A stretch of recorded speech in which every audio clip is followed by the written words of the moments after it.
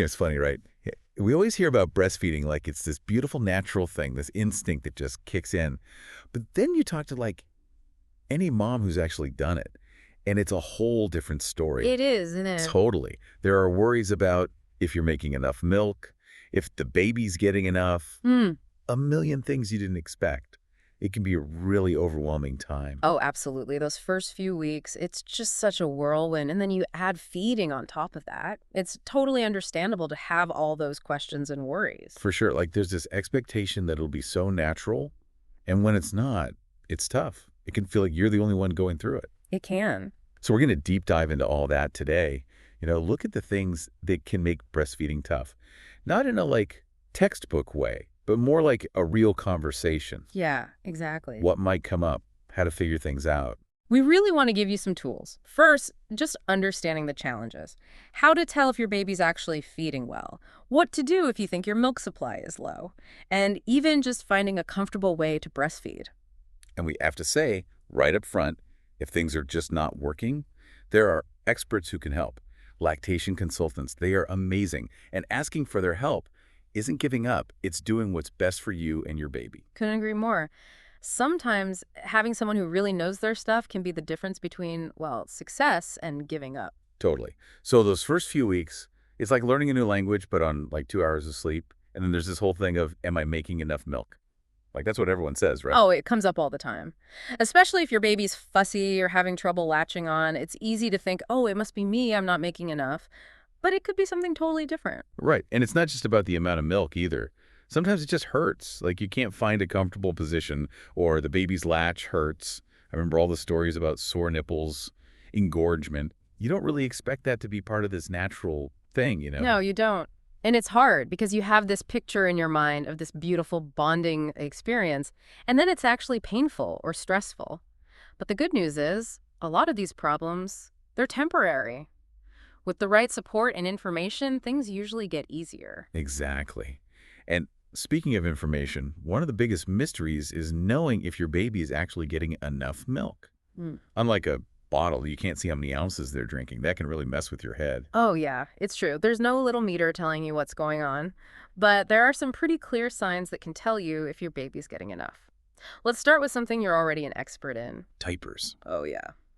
The wonderful world of diapers. So, what are we looking for? Okay, so in the first few days, a good rule of thumb is one wet diaper for each day of life. Day 1, one wet diaper. Day 2, 2, and so on. Up to around day 4, their intake gradually increases. So it slowly goes up. Got it. Yeah. And then what? After day 4, what should you see? After that, you should start seeing about 6 to 8 wet diapers in a 24-hour period. And the pee itself should be clear or a very pale yellow. That means they're well hydrated, so that's a good sign they're getting enough milk. And of course, regular poopy diapers are important too. Okay, so diapers, that's one way to keep track. What about their weight? I know that's a big deal at the doctor's appointments. Oh, absolutely. Weight gain is super important. It's normal for babies to lose a little weight in the first week, maybe 5 to 7% of their birth weight, but they should gain that back by about 2 weeks. And from there, steady weight gain means they're feeding well and getting what they need. Your doctor will track all that. But remember, that initial dip, it can be scary, but it's really about them gaining the weight back after that. Right, makes sense. So diapers and weight, those are things you can actually measure. Yeah. What about the baby themselves, how they act after they eat? Can that tell you anything? For sure. If a baby has gotten enough to eat, they'll usually be content, relaxed, maybe sleepy. They might even fall asleep at the breast or right after. That calm, satisfied look is a really good sign. And if they're still fussy after feeding? If they're still doing things like rooting around, smacking their lips, or just generally being fussy, it might mean they haven't had enough. Also, most babies will just naturally unlatch when they're full.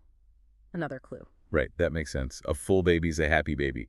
Okay, this might sound weird, but I've heard people say you can actually listen for the baby swallowing while they're eating. Is that true? Can you really tell? Oh yeah, you can. It's actually a great way to know they're getting milk. In the beginning, you'll hear this fast, fluttery sucking as they're trying to get your milk to let down. But then it should turn into a rhythm. Suck, swallow, suck, swallow. You might hear a little ka or goo sound. That's the swallowing. So it's not just sucking, but actually swallowing the milk. Got it. And one last thing. What about how your breasts feel after a feeding? Can that tell you anything? It can. Before you feed, especially in those first few weeks when your milk is coming in, your breast might feel full, firm, even heavy. After a good feed, they should feel softer, less full. That means the milk has been transferred. So it's like all these different signs together, diapers, weight, how the baby's acting, swallowing sounds, and how your breasts feel. It all paints a picture, right? Exactly. No one thing tells the whole story, but together they can give you a really good idea of how things are going. Okay, now let's talk about something that I think really stresses out a lot of new moms. Milk supply. You're constantly thinking, am I making enough? Is the baby getting enough? It's such a huge worry, and it's completely understandable. You're learning so many new things. It's easy to start second-guessing yourself and your body. But a lot of times, moms are actually making more milk than they think they are. But if you are concerned, there are things you can do to boost your supply or keep it up. Okay, so let's start with the most basic thing. Feeding often. I know we talked about that for the baby, but it affects your supply too, right? Big time. It's all about supply and demand. The more your baby nurses, the more your body gets the signal to make more milk. In those first weeks, you want to aim for at least 8 to 12 feedings a day. And really just feed on demand. Don't worry so much about a schedule. Respond to your baby's cues. That's the best way to tell your body to make more milk. So let the baby be the boss. Hmm. Okay, what about latch? We talked about that for the baby getting enough milk, but it matters for your supply too, doesn't it? It does. It can actually create this kind of bad cycle. If the baby isn't latched on well, they can't drain the breast properly.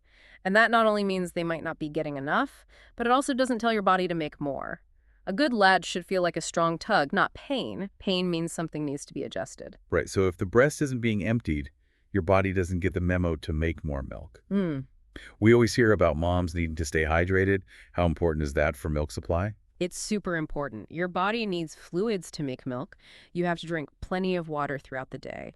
And eating a healthy diet is key too. Fruits, vegetables, lean protein, healthy fats. All that gives your body what it needs to make milk. Some moms also find that certain foods can help, like oats or flax seeds. Those are sometimes called lactogenic foods. There's not a ton of research on them, but a lot of moms swear by them. So hydration and good food. Good advice for everyone, but especially breastfeeding moms. What about pumping? When is that helpful for milk supply? Pumping can be a lifesaver in a few different situations. If your baby's not nursing often enough, maybe they're sleepy or having trouble latching, then pumping between feedings can help. Even short, frequent sessions can do the trick. And for moms who are worried about low supply, pumping after they breastfeed can help empty the breasts more completely. That sends a strong signal to your body to make more milk. So it's like you're mimicking the baby's feeding to tell your body what to do. Makes sense. Okay, let's shift gears a little and talk about something that can make or break the whole experience. Comfort. Because if breastfeeding hurts, you're just not going to keep doing it, and posture seems to be a big part of that. Absolutely. Bad posture is one of the biggest reasons moms have pain when they breastfeed. Hunching over, straining, it can cause back and neck pain for you, and it can make it harder for the baby to latch on correctly. So what are some tips for getting into a good position? Pillows are your best friend. A good breastfeeding pillow can really help. It brings the baby up to your breast so you don't have to lean forward. You can also use regular pillows to support your arms, your back, anything to help you stay upright and avoid slouching. So the key is to bring the baby to the breast, not the other way around. Yes, exactly. That's so important. And trying out different positions can make a huge difference for both of you. What works for one mom and baby might not work for another. It's all about finding what feels best. Can you describe a few of the different positions people use? Sure. The cradle hold is the classic one. You hold the baby across your chest, their head in the crook of your arm.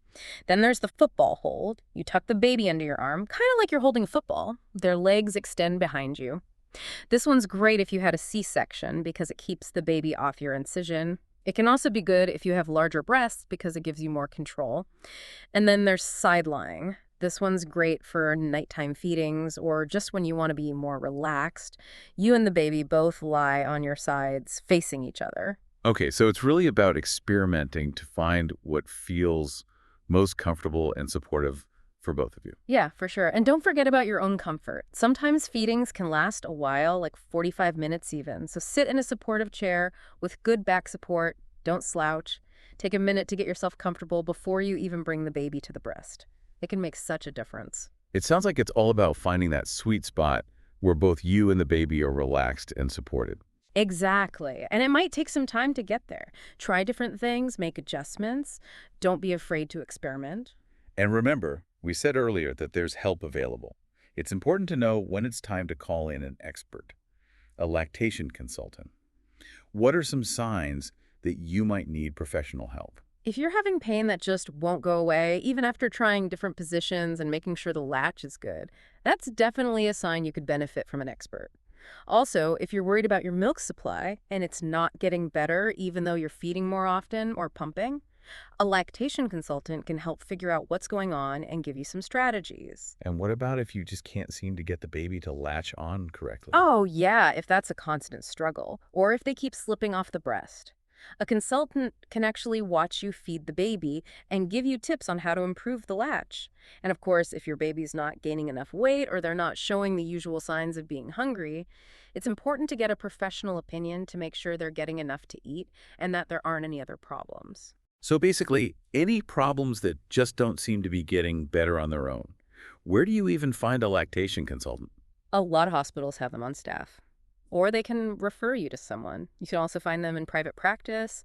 There are breastfeeding support groups. Mm. And there are online directories. Don't be afraid to ask your doctor, your midwife, any healthcare provider. And more insurance plans are covering lactation support now. So definitely check your policy. Good to know. It's so important to remember you don't have to go through this alone. There's help out there. Absolutely. There are people who know so much about this, and asking for help can make a world of difference. Right. So as we wrap up, I think the big takeaway is that breastfeeding isn't always as simple as it seems, especially in the beginning. There can be worries, there can be discomfort, and there can be a lot of questions. That's true. And we really want to emphasize that it's okay to ask for help. If you're struggling, it doesn't mean you're doing anything wrong. Reaching out for support can make all the difference. Yeah. Exactly. And most of these problems, they can be solved with the right help and guidance. It's all about being patient with yourself and with your baby. You're both learning as you go. And at the end of the day, the most important thing is that you're feeding your baby, however that works best for you and your family. Such an important message. And it makes you think, right? If there's so much pressure around this one thing, breastfeeding, what other parts of being a new parent, things that seem like they should be natural, could benefit from more open conversation and more support? Lots of them, probably. Right. So much to think about. Definitely. Thanks for listening, everyone. We'll see you next time for another deep dive. See you then.